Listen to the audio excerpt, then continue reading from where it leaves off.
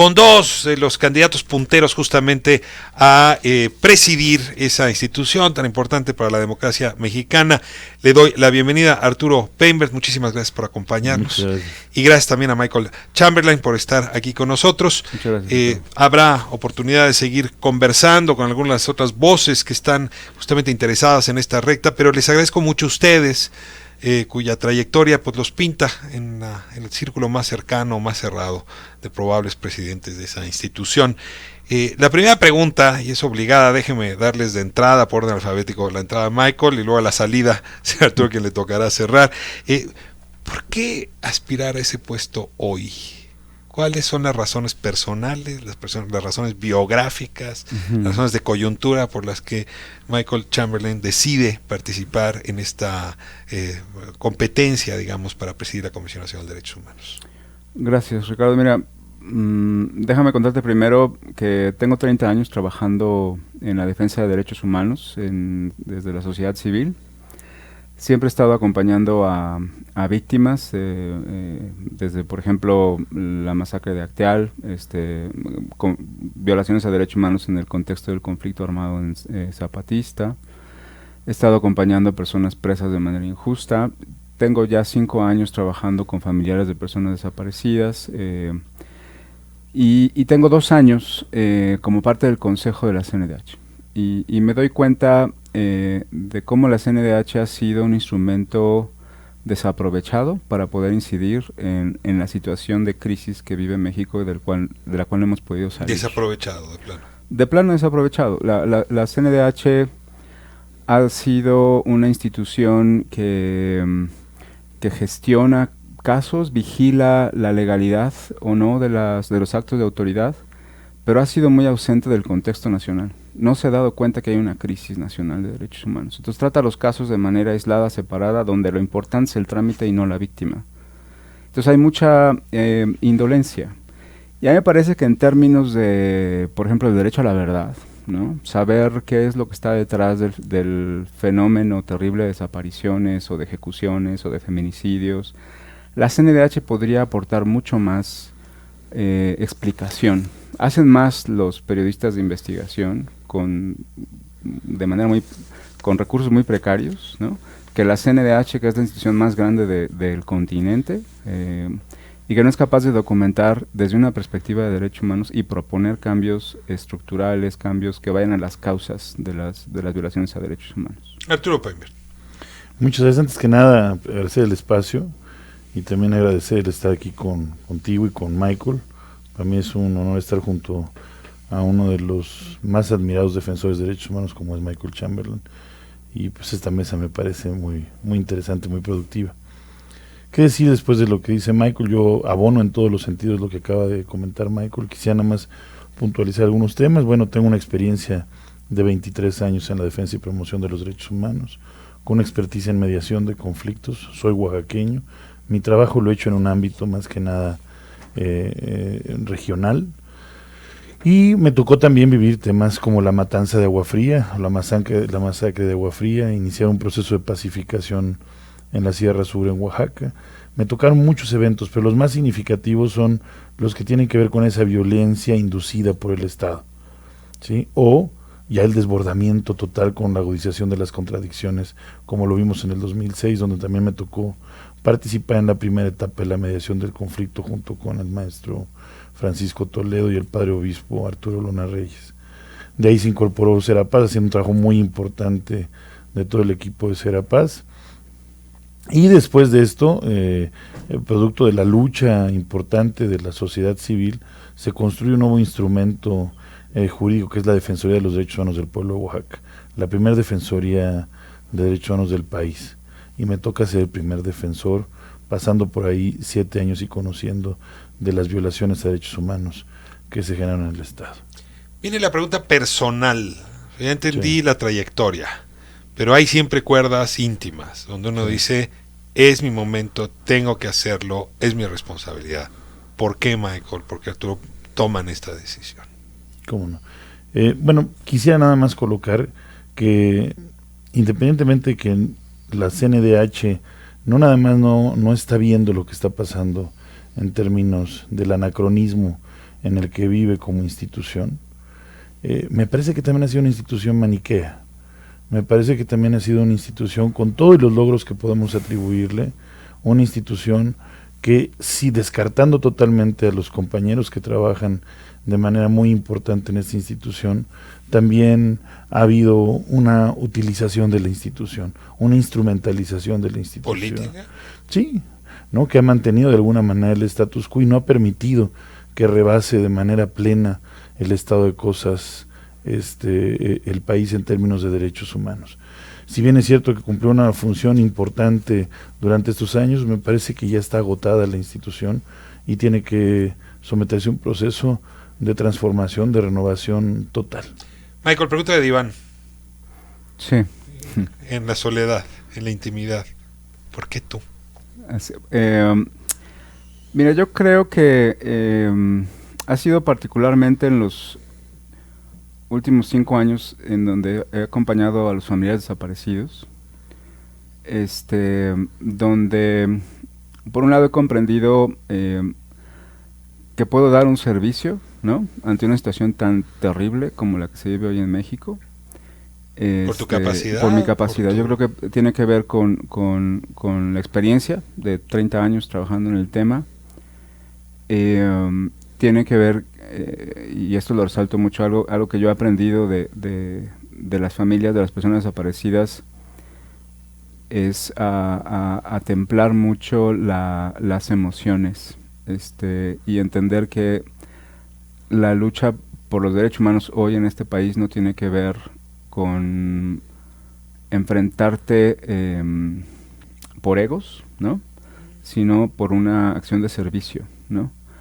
Me parece que estamos en un punto en donde, a nivel nacional, quiero decir, en donde hay un deseo enorme por salir de esta situación y encontrar los mejores caminos para hacerlo, ¿no?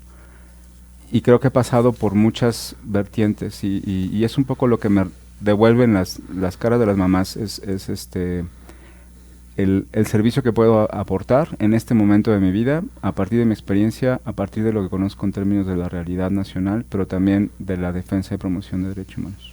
Otra vez, en lo individual, ¿por qué tú, Arturo? Hay un contrato que hicimos con las víctimas en nuestro trabajo como defensores de derechos humanos. Un contrato, le llamo a esto, porque nos comprometimos a defender, y no están agotadas las causas, se han ido recrudeciendo.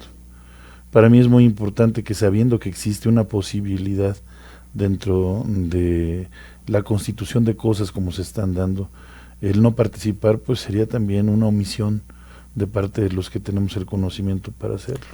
La Comisión Nacional de Derechos Humanos ha tenido muchas facetas, digamos, desde Jorge Carpizo y aquella dependencia propia de gobernación hasta nuestros días, desde una oficina pequeña hasta una oficina muy cara, desde una oficina plegada al poder hasta otra que le ha costado encontrar su autonomía, desde la Comisión de Soberanes, ¿no?, de Plasencia, hasta la Comisión de Luis González. Es decir, hay muchas comisiones, y yo ahí sí les ruego, primero, ¿de qué comisiones se distanciarían?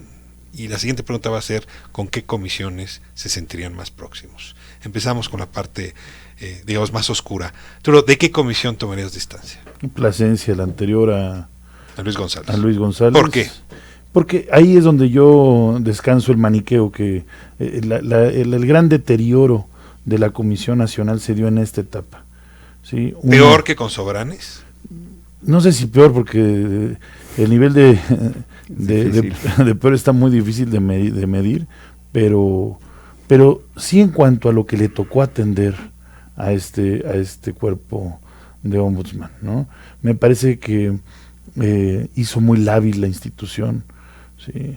Un acercamiento que se debe de hacer, por ejemplo, con las Fuerzas Armadas, lo hace, pero en un formato de tapete, ¿no?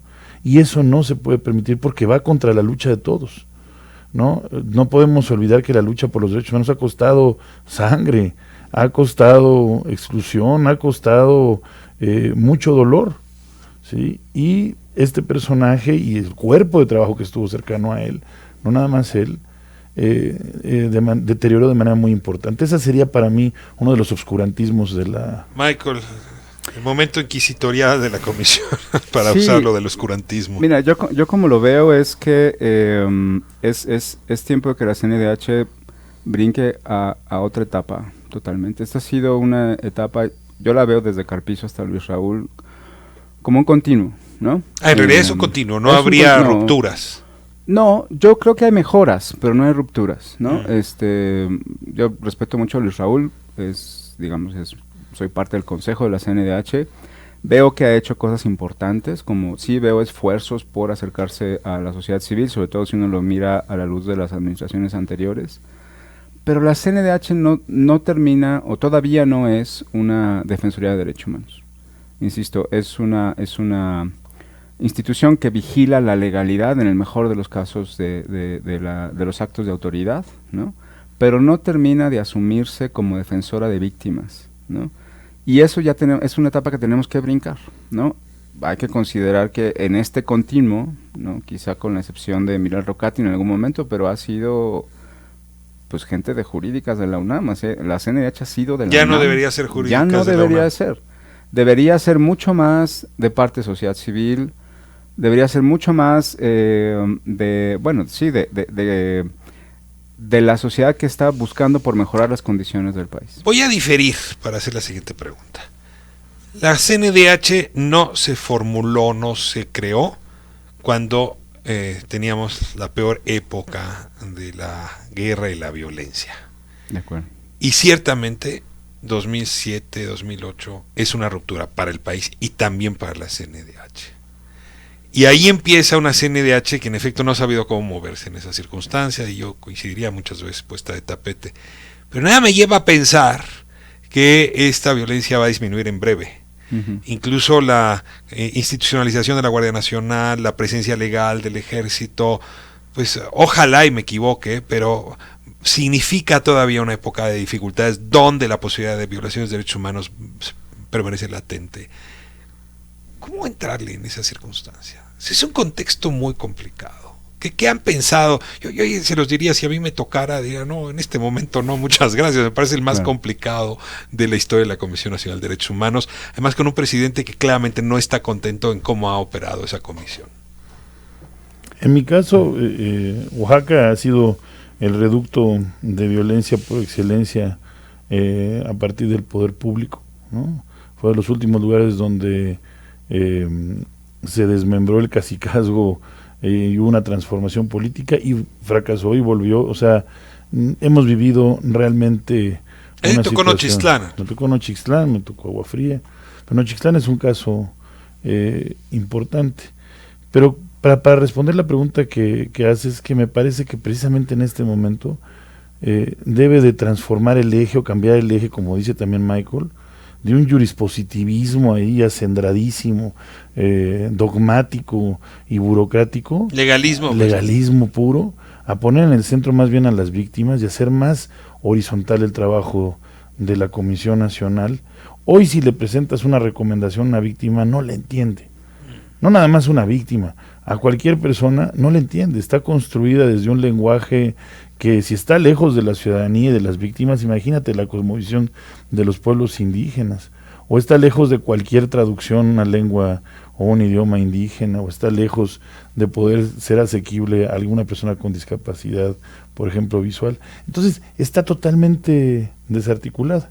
Creo que la experiencia que tuvimos en Oaxaca, por ejemplo, en el caso Nochistlán y en muchos otros casos de violencia extrema por parte de Fuerzas Armadas, de grupos de poder, de cacicazgos, nos podría ayudar a encontrar soluciones alternativas, pacíficas, en este momento de agudización de contradicciones. Déjeme insistir, Guardia Nacional, Ejército, a lo mejor de la noche a la mañana cambian, pero va a haber problemas. Uh-huh. Y si la Comisión Nacional se pone a señalarlos, cabe la posibilidad de que choque con el Ejecutivo, que no pueda trabajar con el Ejecutivo, incluso se le atraviese. Sí. A ver, ¿traen el ánimo los arrestos de jugar ese papel? ¿O cómo lidiar con esa circunstancia? Mira, yo uno de los 3 ejes que estoy proponiendo en mi plan de trabajo es buscar la colaboración. Y eso tiene que ver con empezar a mirar las causas de las violaciones y tratar de llegar a un acuerdo, ¿no? Te voy a poner un ejemplo. Se hizo hace unos días el evento de reconocimiento de responsabilidad del Estado en Ocosingo por la violación de las hermanas González, que es un caso que tiene muchísimos años. Y el ejército no acudió a las disculpas públicas, ¿no? Ahí hay un problema serio de comunicación con el ejército, ¿no? El ejército puede argumentar que legalmente no está obligado a ir, ¿no? Pero yo me pregunto si el ejército aceptaría que la violación a mujeres es un acto legítimo. Me parece que hay que hablar con el ejército acerca de cuál es el correcto actuar de las fuerzas en el campo desplegados mientras terminamos de sacarlos de estas actividades, y qué vamos a hacer cuando estas cosas ocurren, porque eso no le viene bien a la ciudadanía ni tampoco al ¿Sería una ejército. comisión más preventiva, digamos, que activa o reactiva? Yo creo que tendría que buscar sí prevenir, pero prevenir implica investigar y encontrar a los responsables últimos, para poder hacer las acciones de justicia, ¿no? Hacer justicia es prevenir nuevas condiciones. Insisto, es algo que la CNDH no ha hecho hasta ahora. Te pongo otro ejemplo. El mes pasado se presentó la recomendación por graves violaciones a derechos humanos en el caso de Lubianos en el Estado de México. Lubianos es una calca de Tlatlaya. Y casos así, en donde hay ejecuciones de civiles que aparentan ser enfrentamientos y luego se sabe que son ejecuciones, hay muchísimos casos. En ninguno de estos se ha buscado cuál es el vínculo entre uno y otro. Entonces las recomendaciones señalan solamente a quien disparó. Y cuando tú ves Tlatlaya, o a la luz de Tlatlaya, cuando hay una orden para cometerlo, ¿por qué la CNDH no investiga si hay órdenes para cometer estos delitos, estas ejecuciones, en estos otros casos, ¿no? Arturo, no va a ser fácil la relación con el futuro ejecutivo. Sí. Colaborar es una cosa bien complicada en este contexto. ¿Cómo te imaginas construir esa relación? Se tienen que construir instrumentos de incidencia, coincido con Michael, alertas tempranas permanentes, ganar el tiempo en el Estado para poder ser los primeros que podamos poner esas alertas de dónde se pueden fracturar las relaciones de la gobernanza, apostarle de manera muy fuerte al diálogo permanente y al cambio de esta contracultura de violencia que existe desde las instituciones, pues tiene que ser un derrotero, ¿no? Pero también con la plena conciencia de que el que llegue a presidir la Comisión Nacional tendrá que tener pues la capacidad, la independencia de poder señalar lo que no se haga dentro del marco de los derechos humanos. Faltan dos temas. Uno vamos a abordarlo muy breve y luego seguiremos con conclusiones. Dinero. Es una comisión, desde mi punto de vista, perdónenme la subjetividad, carísima. O sea, arriba de 2,000 millones de pesos anuales. No sé si estoy falto en números. Es un dineral, digamos. Sí. Mucho de ese dinero, por cierto, muchas veces repartido pues a manera de maíz para las clientelas. A ver, ¿cómo hacerle con el tema del dinero? ¿Harían un planteamiento? ¿Están haciendo un planteamiento en ese sentido? Si quieres, Arturo. ¿No? Pues sí, primero, me parece también ahí, puede ser que inclusive exista algún tema de corrupción con el tema de los edificios. Me parece que el estar aferrados a estar en el periférico y estar rentando edificios tan caros, no tener patrimonio propio, me parece que es un tema que se tiene que revisar. No quisiera yo entrar en ese detalle porque me parece que el tema es más bien buscar la forma de que siempre estén bien pagados los defensores de derechos humanos. Es parte también de una acción de autonomía, ¿no? Pero lo que sí es cierto es que se tiene que redireccionar la inversión. 2,000 millones está por encima de lo que gasta la Oficina del Alto Comisionado de Naciones Unidas para Derechos Humanos. Me parece que es importante redireccionar esa inversión en México hacia que cumpla la Comisión Nacional con una obligación constitucional que no ha cumplido, que es ser federal. El tener representación en cada uno de los estados de la República. Es Comisión Nacional, ¿no? Y poder acercar hoy una víctima para que pueda llegar, si no vive en el entorno urbano, se tarda de 3 a 16 horas para presentar una queja. Michael, dinero, ¿cuál es la propuesta para que no sea este costo? Mira, yo creo que hay que revisar la estructura de la Comisión Nacional. Hay mucha gente y no estamos muy seguros qué están haciendo, ¿no? Y yo tengo la impresión, por los casos que he conocido al interior, que poner a tanta gente entre una queja y una recomendación hace que las recomendaciones tarden como en Lubiano 5 años en salir, ¿no? Entonces, tenemos que revisar quién está haciendo qué, bajo qué responsabilidades, y poder, si acaso, reducir o mejor aprovechar el dinero en otra cosa. Muy bien, pues cierro con las conclusiones. Esto te toca a ti concluir y luego sigue Michael. Pues la conclusión es que debe de ser definitivamente una etapa de transformación y no administración de los derechos humanos. Y para lograr eso se tiene que hacer de la mano de la sociedad civil y con alta incidencia en el ámbito público. Entonces creo que es hora de formar un nuevo contrato social que nos permita ver cuáles son los nuevos derroteros de la Comisión Nacional, pero hacerlo junto con las víctimas. Es el momento de regresar la pregunta a las víctimas sobre el tipo de defensoría o de comisión nacional que requiere para enfrentar la gravísima situación de derechos humanos que enfrenta nuestro país. Arturo Bremer, suerte con la candidatura. Va a ser un trabajo importante el que todavía les resta en estos días. Conclusiones, Michael. Bueno, yo creo que hay que efectivamente fortalecer la autonomía de la Comisión Nacional, y eso pasa por legitimarla, ¿no? Es decir, y eso, por eso se necesita un buen perfil que sea avalado por la sociedad.